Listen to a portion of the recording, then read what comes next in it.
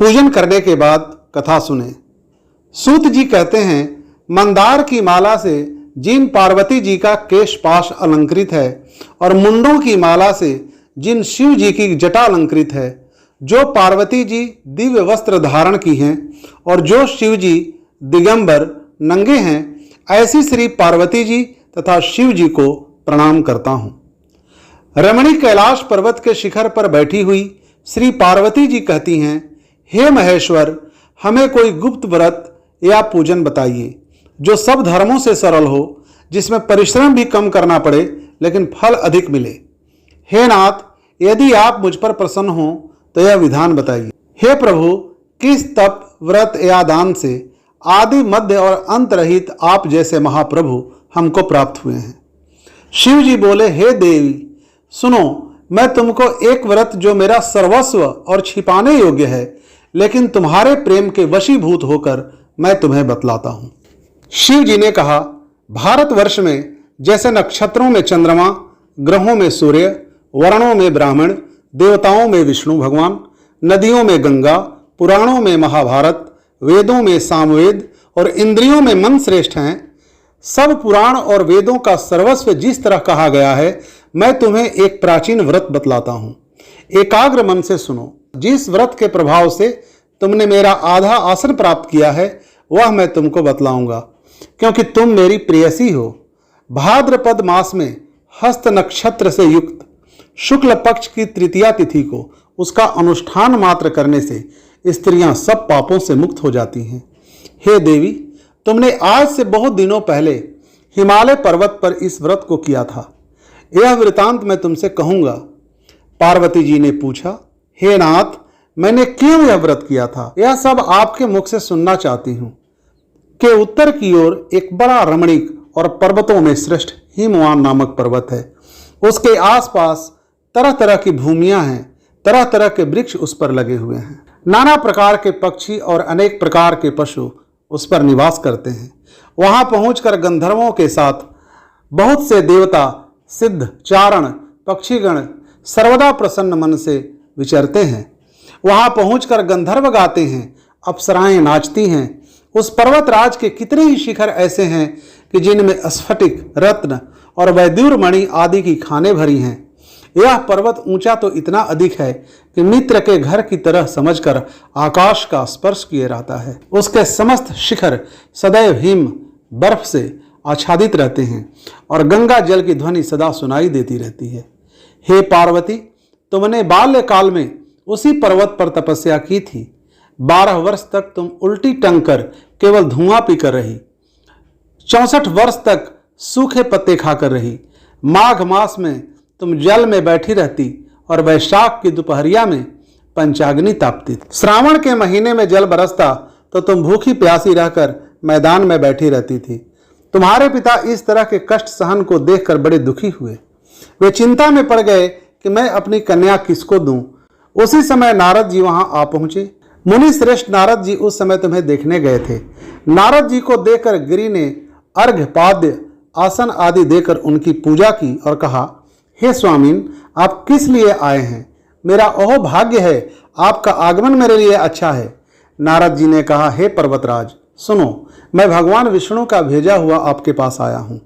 आपको चाहिए कि यह कन्या रत्न किसी योग्य वर को दें। भगवान विष्णु के समान योग्य वर ब्रह्मा, इंद्र और शिव इनमें से कोई नहीं है। इसलिए मैं यही कहूंगा कि आप अपनी कन्या भगवान विष्णु को ही देवें। हिमवान ने कहा, भगवान विष्णु स्वयं मेरी कन्या ले रहे हैं और आप यह संदेश लेकर आए हैं, तो मैं उन्हें अपनी कन्या दूंगा। हिमवान की इतनी बात सुनकर मुनिराज नारद आकाश में विलीन हो गए। वे पीतांबर, शंख, चक्र और गदाधारी भगवान विष्णु के पास पहुंचे। वहां हाथ जोड़कर नारद जी ने भगवान विष्णु से कहा, हे देव सुनिए, मैंने आपका विवाह पक्का करा दिया।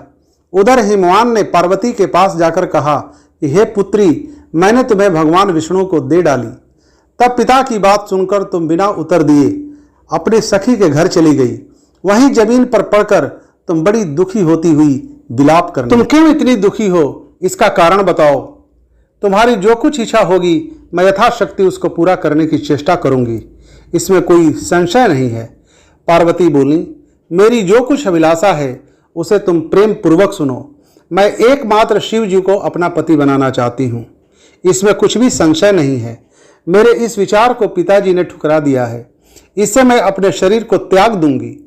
पार्वती की इस बात को सुनकर सखियों ने कहा कि शरीर का त्याग न करो, चलो किसी ऐसे वन को चलें जहां पिता को पता न लगे। ऐसी सलाह कर तुम वैसे वन में जा पहुंची। उधर तुम्हारे पिता घर घर तुम्हें खोजने लगे, दूतों द्वारा भी खबर लेने लगे कि कौन देवता या किन्नर मेरी पुत्री को हर ले गया है। उन्होंने मन ही मन कहा, मैं नारद जी के आगे प्रतिज्ञा कर चुका हूं कि अपनी पुत्री भगवान विष्णु को दूंगा। ऐसा सोचते सोचते हिमवान मूर्छित हो गए। गिरिराज को मूर्छित देखकर सब लोग हाहाकार करते दौड़ पड़े। जब होश हुआ तो सब पूछने लगे कि गिरिराज, आप अपनी मूर्छा का कारण बताइए। हिमवान ने कहा, आप लोग मेरे दुख का कारण सुने। ना मालूम कौन मेरी कन्या को हर ले गया है। ऐसा नहीं हुआ कि उसे किसी काले सांप ने काट लिया हो या सिंह खा गए होंगे। हाय हाय, मेरी बेटी कहाँ चली गई? किसी दुष्ट ने मेरी पुत्री को मार डाला। ऐसा कह के वे वायु के झोंके से कांपते हुए वृक्ष के समान कांपने लगे। इसके बाद हिमवान तुम्हें वन वन खोजने लगे। वह वन भी सिंह, भालू, हिंसक जंतुओं से बड़ा भयानक हो रहा था। तुम भी अपनी सखियों के साथ उस भयानक वन में चलती चलती एक ऐसी जगह जा पहुंची जहां एक नदी बह रही थी। उसके रमणीय तट पर एक बड़ी सी कंदरा थी। तुमने उसी कंदरा में आश्रम बना लिया और मेरी एक बालुकामयी प्रतिमा बनाकर अपनी सखियों के साथ निराहार रहकर मेरी आराधना करने लगी। जब भाद्रपद शुक्ल पक्ष की हस्तयुक्त तृतीया तिथि प्राप्त हुई, तब तुमने मेरा विधिवत पूजन किया और रात भर जागकर गीत वाद्य आदि से मुझे प्रसन्न करने में बिताया।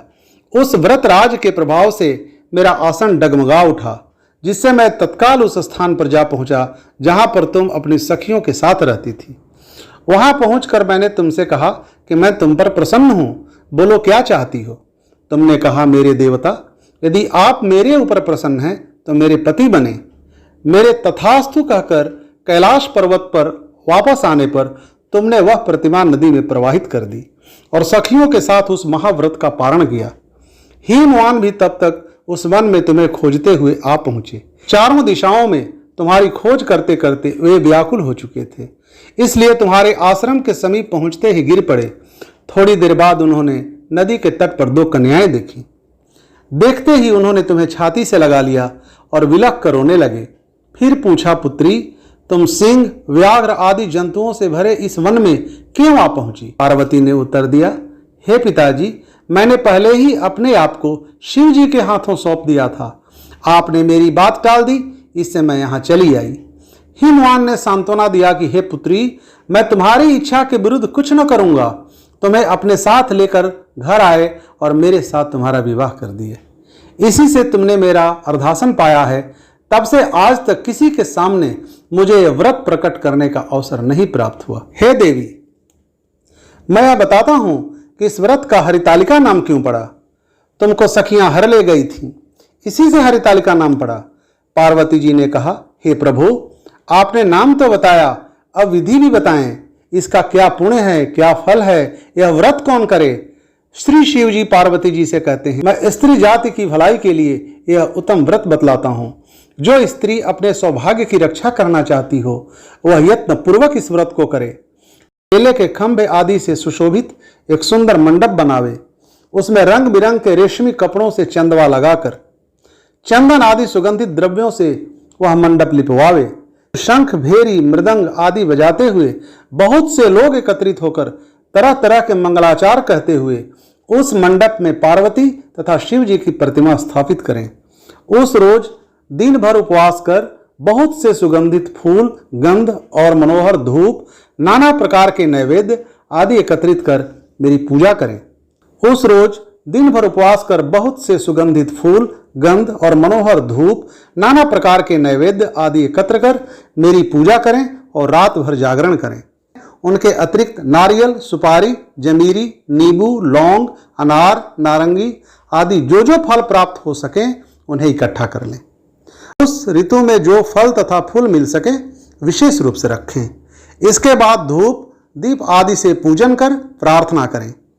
हे शिवे शिव रूपिणी, हे शिवे शिव रूपिणी, हे मंगले, सब अर्थों को देने वाली हे देवी, हे शिव रूपे आपको नमस्कार है। हे शिव रूपे आपको सदा के लिए नमस्कार है। हे ब्रह्मरूपिणी आपको नमस्कार है।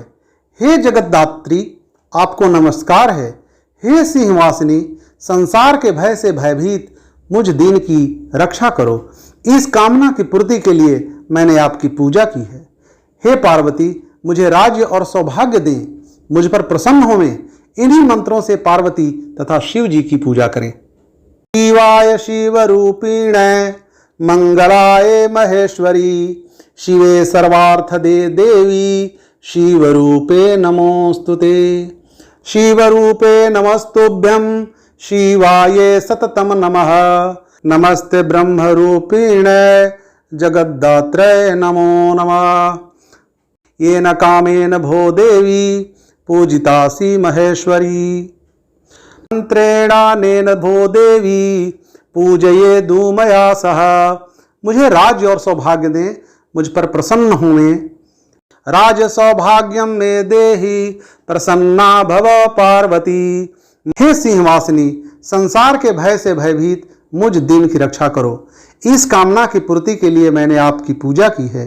हे पार्वती मुझे राज्य और सौभाग्य दें, मुझ पर प्रसन्न होवें। इन्हीं मंत्रों से पार्वती तथा शिव जी की पूजा करें। तदंतर विधि पूर्वक कथा सुने और ब्राह्मण को वस्त्र, गौ, सुवर्ण आदि देवें। इस तरह एकचित होकर स्त्री पुरुष दोनों एक साथ पूजन करें। फिर वस्त्र आदि जो कुछ हो उसका संकल्प करें। हे देवी जो स्त्री इस प्रकार पूजन करती है वह सब पापों से छूट जाती है और उसे 7 जन्म तक सुख तथा सौभाग्य प्राप्त होता है। जो स्त्री तृतीया तिथि का व्रत न कर अन्न भक्षण करती है वह 7 जन्म तक बंध्या रहती है और उसको बार बार विधवा होना पड़ता है। वह सदा दरिद्री, पुत्र शोक से शोकाकुल, स्वभाव की लड़ाकी, सदा दुख भोगने वाली होती है और उपवास न करने वाली स्त्री अंत में घोर नरक में जाती है। मांसाहार करने से बाघिन, दही खाने से बिल्ली, मिठाई खाने से चींटी और सब खाने से मक्खी होती है। तीज को अन्न खाने से सूकरी, फल खाने से बंदरिया, पानी पीने से जोंक, दूध पीने से सांपिन, उस रोज सोने से अजगरी और पति को धोखा देने से मुर्गी होती है।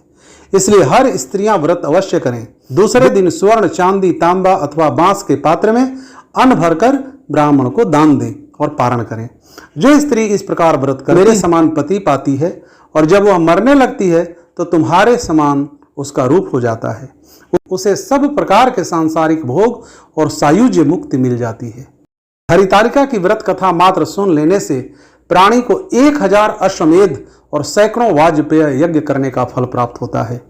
हे देवी मैंने यह सब व्रतों में उत्तम व्रत बतलाया जिसके करने से प्राणी सब पापों से छूट जाता है। इसमें कुछ भी संशय नहीं है।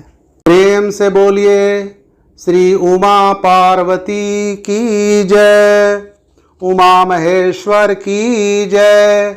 ओम नमः शिवाय। पार्वती माता की जय।